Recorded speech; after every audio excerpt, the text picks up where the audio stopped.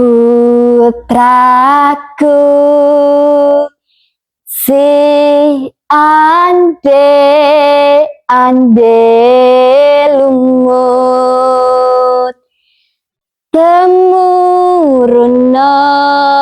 ana putri kang munggah-unggahi. Putrine sing ayu rupane, klenteng abang iku kang dadi asmane. Assalamualaikum warahmatullahi wabarakatuh.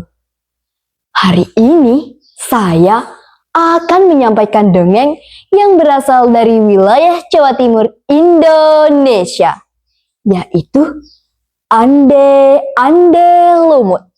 Sumber cerita www.popmama.com. Dahulu kala berdirilah dua kerajaan besar di wilayah Jawa Timur, yaitu Kerajaan Jenggala dan Kerajaan Kediri. Kerajaan Jenggala dipimpin oleh Raja Jayengkrana dan Kerajaan Kediri dipimpin oleh Raja Jayagrana. Untuk mempersatukan kedua kerajaan dan menghindari dari perperangan, maka dicandillah ikatan pernikahan antara Panji Asmarabangun, putra Raja Jenggala, dengan Dewi Sekartaji, putri Raja Kediri. Suatu hari, kerajaan Jenggala diserang musuh. Ketika pertempuran itu berlangsung, Dewi Sekartaji berusaha melarikan diri dan bersembunyi. Dewi Sekartaji menyamar menjadi gadis desa dan tinggal dengan seorang janda dengan 3 anak putrinya, yaitu Kelenting Merah, Kelenting Ijo, dan Kelenting Biru. Kemudian Dewi Sekartaji diangkat menjadi anak dan diberi nama Kelenting Kuning. Tetapi Kelenting Kuning tidak pernah diperlakukan dengan baik. Setiap hari ia disuruh mengerjakan pekerjaan rumah, seperti mencuci, memasak, dan membereskan rumah. Ketiga kakak angkatnya sangat pemalas. Setiap hari ia hanya bisa menyuruh saja. "Hei Kelenting Kuning, cuci bajuku."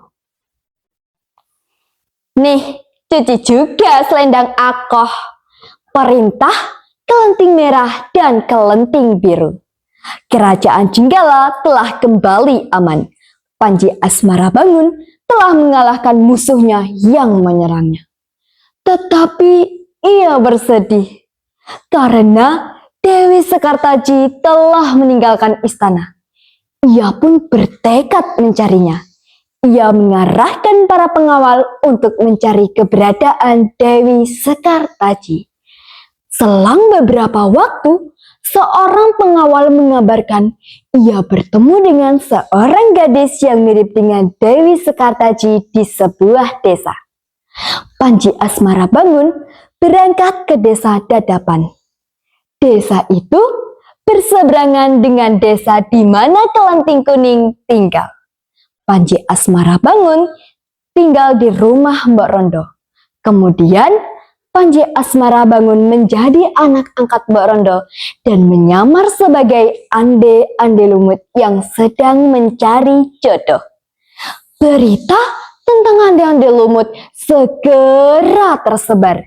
Kelenting Merah, Kelenting Ijo, dan Kelenting Biru berdandan semenawan mungkin untuk melamar Ande Lumut. Tak lupa mereka memakai perhiasan dan pakaian yang bagus. "Kelenting Kuning, kamu tidak usah ikut melamar. Kamu di rumah saja. Pergilah ke sungai dan cuci semua pakaian kotor itu," perintah Kelenting Biru. Mereka pun segera berangkat. Kelenting Kuning segera pergi ke sungai untuk mencuci. Tiba-tiba muncullah seekor burung bangau dan memberikannya sebuah cambuk. Pergilah melamar Ande-Ande Lumut agar kamu dapat bertemu dengan Panji Asmara Bangun, dan bawalah cambuk ini, kata sang bangau. Kelenting kuning pun bergegas pergi ke desa Dadapan. Sementara itu, Mama dan ketiga kakak angkatnya sudah sampai di tepi sungai. Mereka bingung, tak ada satupun perahu yang tampak, jembatan pun tak ada. Lalu, bagaimana mereka menyeberanginya?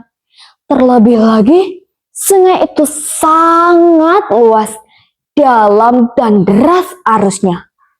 Tiba-tiba muncullah seekor kepiting raksasa bernama Yuyu Kangkang. Kepiting itu menawarkan diri untuk membantu mereka menyeberangi sungai. Dengan syarat mereka harus mencium Yuyu Kangkang. Mereka pun menyanggupi persyaratan itu. Satu persatu mereka menaiki ke punggung Yuyu Kangkang untuk menyeberangi sungai. Beberapa saat kemudian, sampailah kelenting kuning di tepi sungai. Kembali lagi, ia bertemu dengan Yuyu Kangkang. Yuyu Kangkang menawarkan jasa untuk membantu kelenting kuning menyeberangi sungai. Dengan syarat, kelenting kuning harus menciumnya. Kelenting kuning menolak syarat itu. Ia memaksa Yuyu Kangkang menyeberangkannya tanpa syarat itu.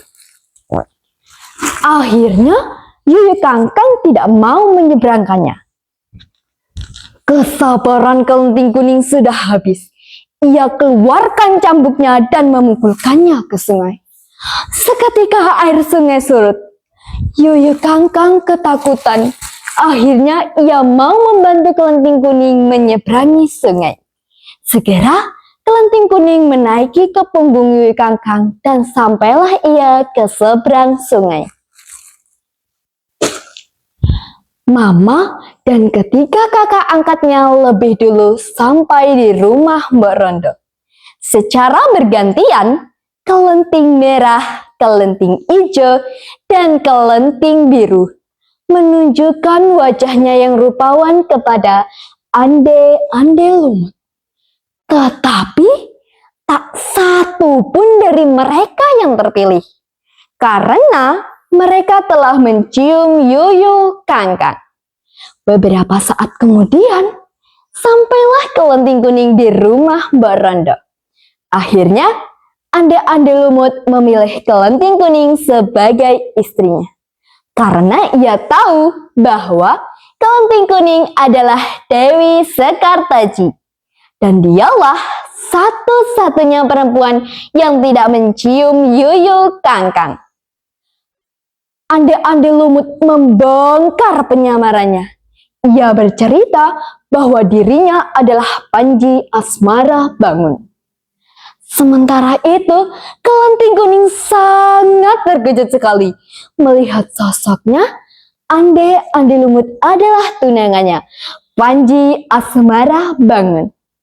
Akhirnya, di depan semua orang, kelenting kuning langsung mengubah dirinya menjadi Dewi Sekartaji.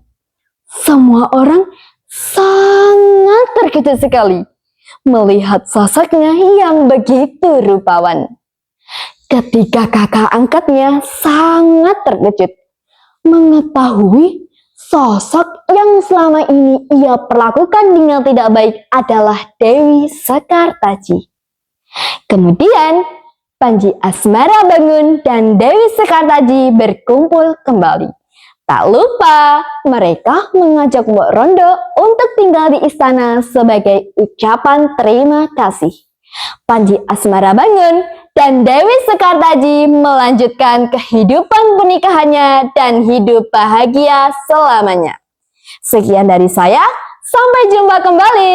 Saya akhiri. Wassalamualaikum warahmatullahi wabarakatuh.